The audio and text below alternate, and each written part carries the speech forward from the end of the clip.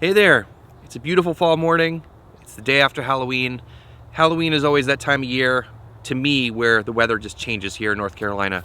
After Halloween, it's just a lot cooler. It feels more like fall, like we're getting into winter. The nights are cooler, the days aren't getting as warm, and the light levels are a lot lower, and the crops start to grow a lot more slowly.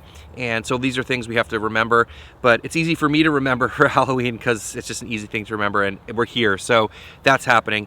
Now, if you've been following along, you know that we built this third tunnel. We're building beds in there, just starting to install irrigation, and I'm going to be doing a lot of content this winter about, winter production stuff, because that's going to be my main season, so I'll be taking you guys along for the ride.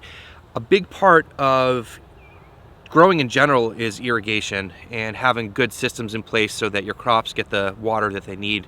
And it's a little bit different in the wintertime, and I will talk about that today. And there's one thing that's really important with irrigation in the wintertime, and I'm going to talk about that, but it's also important all year round. You probably know that I really love having nice systems in place for making things really efficient, and irrigation is no exception. We have drip and overhead in each tunnel, and the first 4 beds and the bottom 4 beds are on separate zones for each, so there's 4 total in each tunnel. But one thing that's really important that gets, I think, overlooked a lot is hand watering.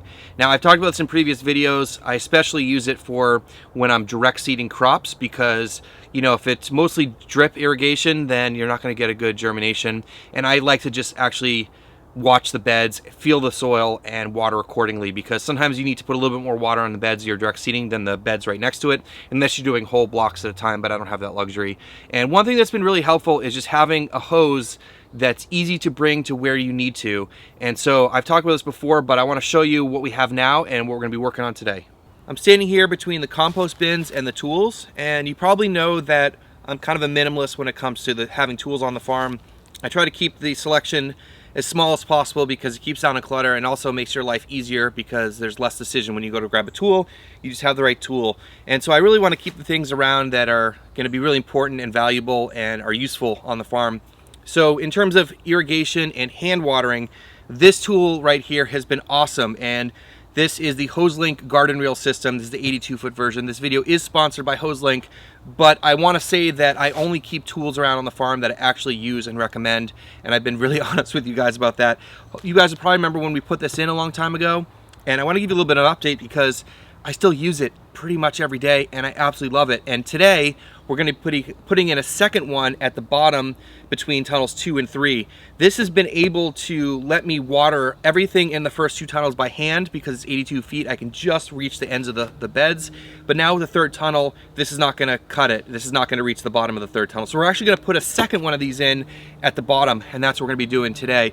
So if you're interested in picking one of these up, there's a discount code down below and a link and all that stuff. So again, I've been loving this, and thanks Hoselink for sponsoring this channel.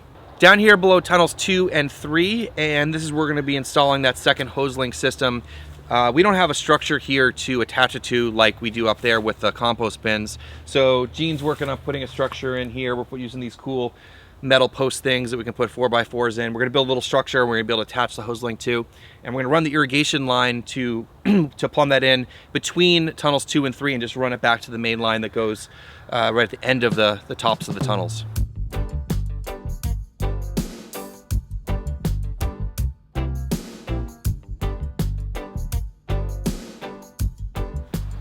Got the structure up and mounted the Hoselink system here, and this is their black version, so they come in multiple colors, which is kind of neat.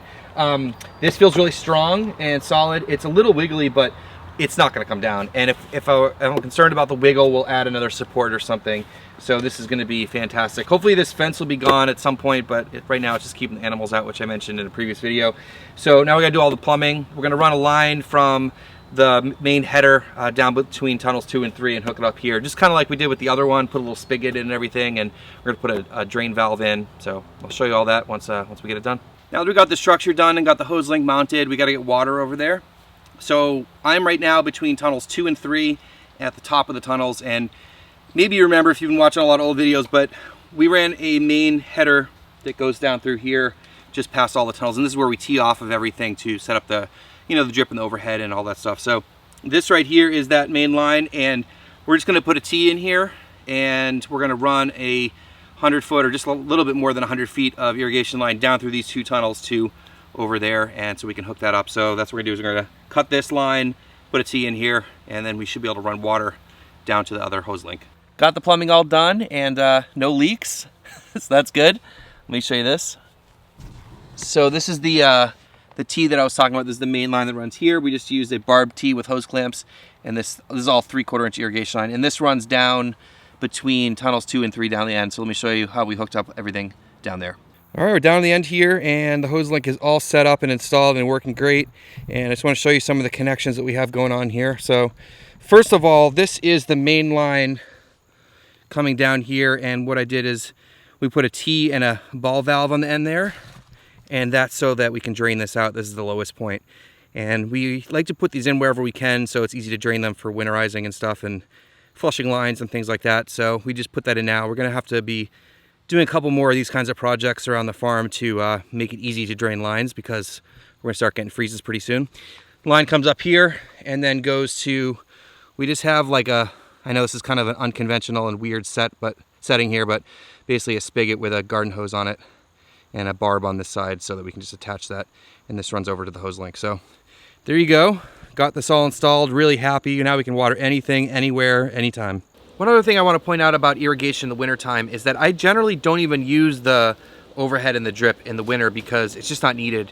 The plants just don't need that much water, and a lot of moisture will get trapped in the tunnels, so the soil doesn't dry out nearly as quickly, and it just doesn't need as much water. So instead of running those systems, I'll often drain them out so they don't freeze, but then I'll just hand water the beds that need it, and so that just reinforces the need for an easy hand watering system. Really pumped to have gotten this done. These are the kinds of projects that Gene and I like to put a little bit of time in, and they save me so much time and frustration down the road. They're totally worth the investment.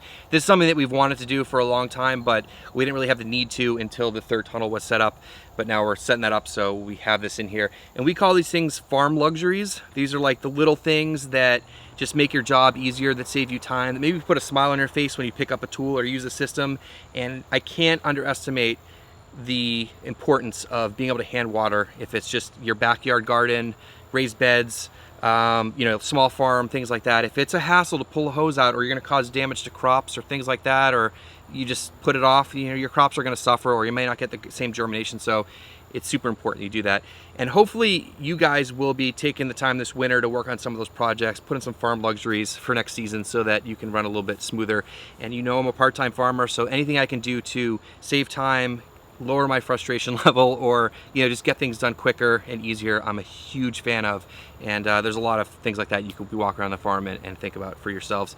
Again, big thanks to Hoselink for making this product and sponsoring this video. There'll be links down below and a discount code. Hope you guys check it out.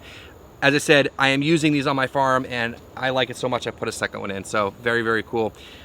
Anyways, that's what I got for you guys today. Hope you enjoyed this. Thank you so much for watching. Please hit subscribe if you're not already, and we'll see you in the next one. Gonna water some crops.